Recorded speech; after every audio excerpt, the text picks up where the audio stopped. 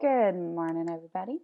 So let's take a look at this week's vocabulary lesson. So we are on lesson 8. So our root for this week is hydr or hydr. It's kind of hard to say just the root, but it means water. Oops, let me make this a little bit bigger. There we go.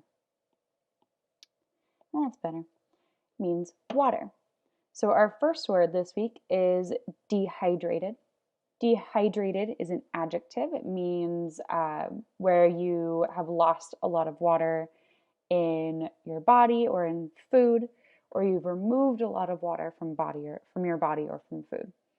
So you may have seen like astronaut food and things like that. It's dehydrated. They suck all the water out of it, all the moisture out of it. Or if you think of like beef jerky, it's been dehydrated. It takes a lot of the moisture out of it. Your body can also get dehydrated. So if you get really sick, maybe you have stomach flu or something like that, or you're not drinking a lot of water, your body can get dehydrated. Our next word is hydrant. A hydrant is a noun. You've probably seen one. A hydrant is a pipe that is near the street or like right on the sidewalk next to a street that gives water, and they're usually used by the fire department for putting out fires. So it's almost like a giant faucet. Next word is hydrate. So hydrate is a verb, and it's kind of the flip side of our first word, dehydrated. So to hydrate means to add water or moisture to something or to give something water. So maybe that's like drinking water yourself or hydrating a plant, watering a plant, or hydrating your skin. So putting like lotion or something on your skin to hydrate it, or rehydrating a food or something like that. Our next word is hydraulic. Hydraulic is an adjective. It means that it's operated by pressure or a fluid. So if you've ever seen or if you've ever been near like an ambulance, their brakes are hydraulic. It's operated, well, they're kind of hydraulic. They're air brakes. Sorry, they're not hydraulic. Similar, but different concept. The example it gives us here is an airplane being controlled by a hydraulic system, right? Or if you've been in an auto repair shop, sometimes they'll have lifts that are hydraulic. So they're being powered by fluid and the pressure of the fluid inside of it. And our last word for our roots is hydroplane. Hopefully nobody's ever experienced this because it is a little bit scary. So hydroplane is a verb, and to hydroplane means that you are like sliding on a wet road because of a thin layer of water. And that thin layer of water is causing the tires to lose contact with the road. So this happens a lot when it's raining. If it rains a lot or if it hasn't rained in a really long time, you can hydroplane. It's very scary, and I hope that none of you have ever experienced it. Our next set of words is our suffixes, and we have a couple of suffixes this week. So we have ants and ents, which is like the state or quality of something. And then we have ness, which is like the state or condition. So we have kind of two versions of it. Ants and ents would be like the quality, and ness would be like the condition. So let's take a look. So our first word is maintenance.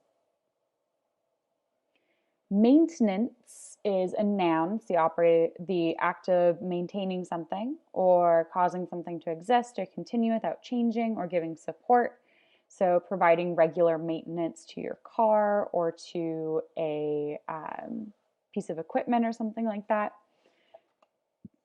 Our next word is consequence. So consequence is a noun, and it's something that happens as a result of a particular action or set of actions or conditions.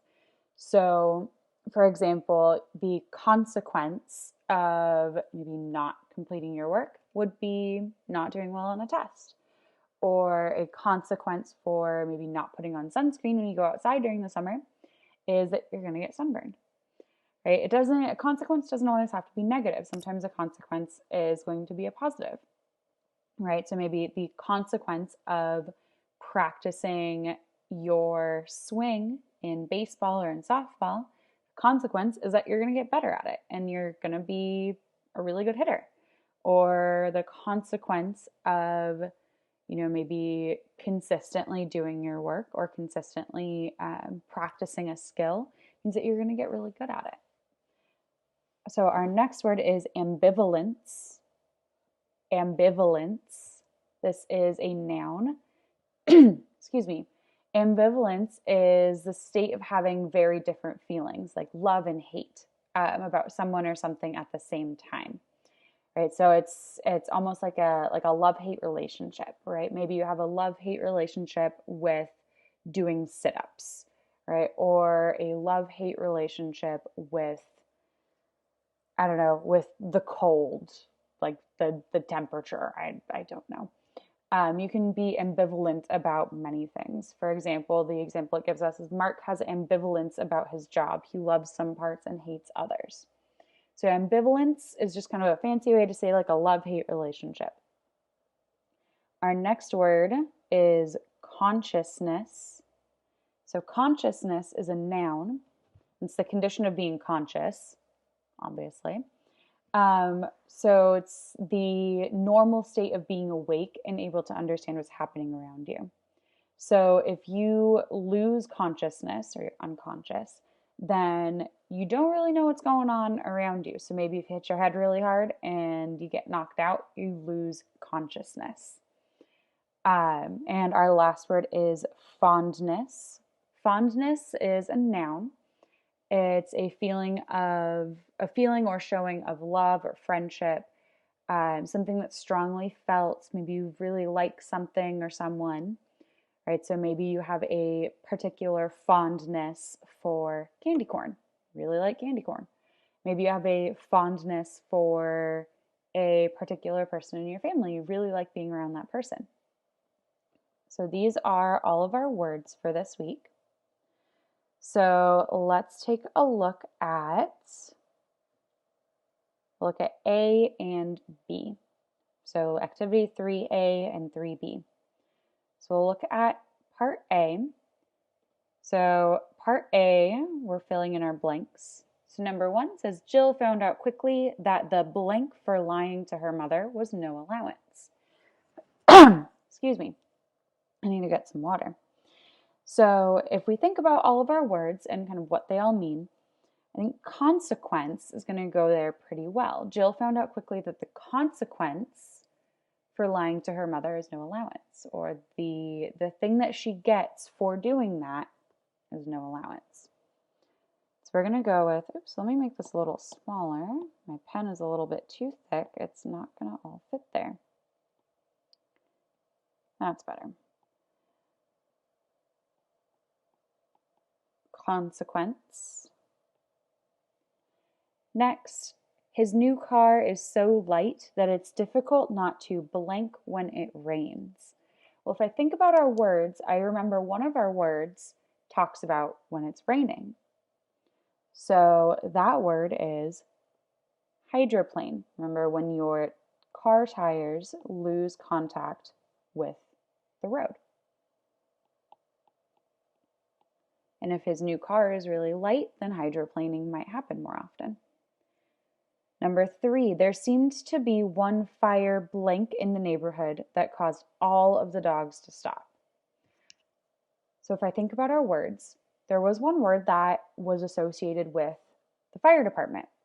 That word was hydrant, right? A fire hydrant. And it's also like in cartoons and in movies and stuff, the fire hydrant is where a lot of dogs will go to the bathroom. So that's kind of what this sentence is talking about. Number 4, after running the 10-mile race in the morning, Jackie was quite something. I'm not too sure about this one. I feel like it could be a couple of different things.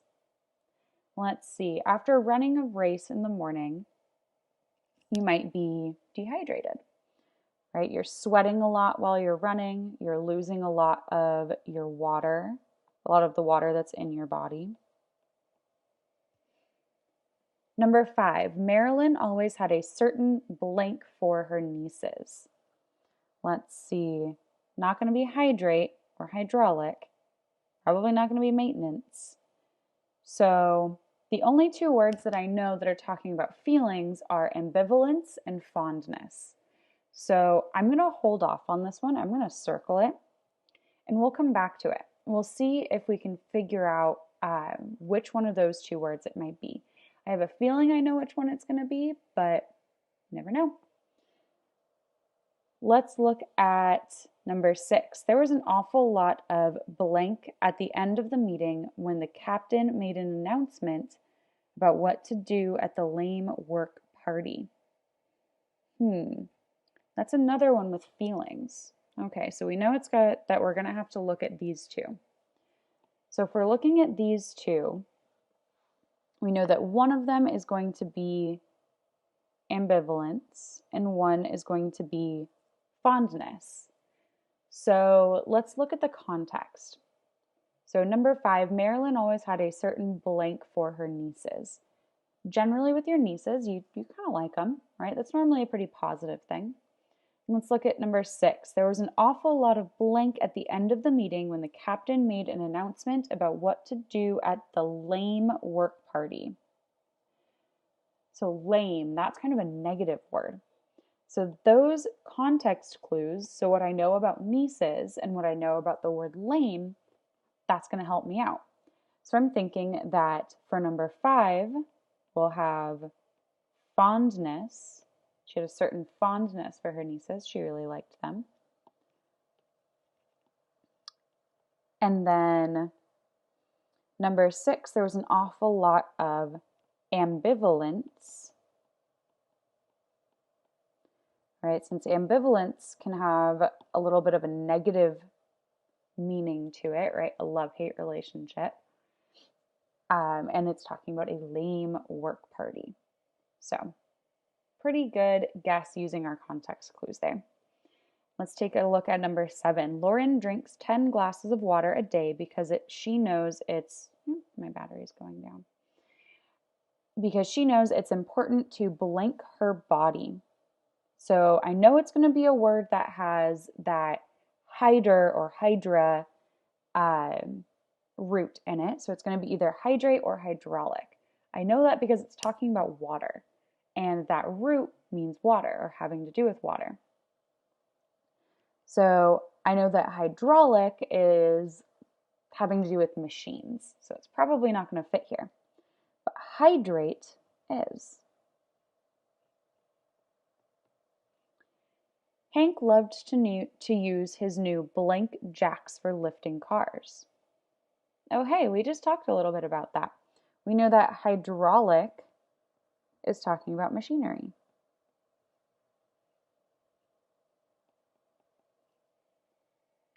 Number 9, the neighborhood moms were extremely happy with the impeccable blank of the park.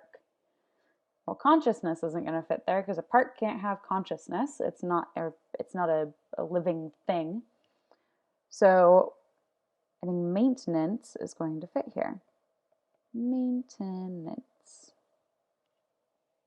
So that means number 10 is going to be consciousness. With an extreme lack of air in the underwater cave, Jack really thought he was going to lose consciousness.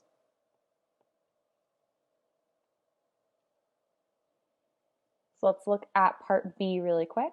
So this may be a good time to pause and go through these on your own and then come back and check your answers when you're done. So we're looking at, is the word being used correctly or incorrectly in the sentence? So number 11, she became dehydrated after eating an entire bag of salty chips. Well, I know that salt can dehydrate, right? It sucks all the water out. So I'm going to say that's true. It is being used correctly. Number 12, the hydrant was too noisy to help the baby. That doesn't make a lot of sense because a hydrant is outside and it's like, oops, my Apple Pencil's running low too, is outside and it's like a faucet for fire department. So it's probably not, doesn't matter if it's noisy or not. So we're going to go with false there. Number 13, the best way to hydrate after a big game is to drink plenty of water. That's being used correctly. Number 14, a hydraulic motor is powered by the wind. Well, we know that hydra means water. So hydraulic motor is not going to be powered by wind. It's going to be powered by water or by a fluid. So that's going to be false. Number 15, the car began to hydroplane because the road was covered in debris. Well, I see hydro, that hyd part of the word, and that means water. So I'm not sure if debris is going to have anything to do with that. So we're going to go with false. Number 16, the old rusted car desperately needed maintenance. That's being used correctly. That sounds right. Number 17, brain freeze is an uncomfortable consequence of eating ice cream too fast. That it is. We're going to go with true. That's being used correctly. 18, Tyler had some ambivalence about his new 93-year-old track coach. So he had a love-hate relationship with his 93-year-old track coach. He felt two different things at one time. Maybe he respected him and maybe he was a little bit worried because he's 93. Sounds like that's being used correctly. In science, we learned about the consciousness of rocks and sediment. Well, we just talked about the rock cycle last week, and rocks don't have consciousness. They're not living things, they're rocks. So consciousness is definitely not being used correctly here. And number 20, she has developed a fondness for anything chocolate covered. So fondness, like you really like it. She developed a liking, right? We could replace that word with a synonym for anything chocolate covered. That is definitely being used correctly. Alrighty, y'all. So that is all that I have for you today. Very quickly, let me give you your secret word of the day. Your secret word of the day is mustache. Since it is Red Ribbon Week and today is Mustache Day, I don't have my mustache on today. Oops, I forgot to put it on this morning. Sorry about that, y'all.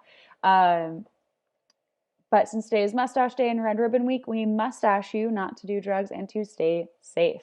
So if you have any questions about your work today, please let me know. I'm here to help. Hope you all have a fantastic Mustache Day.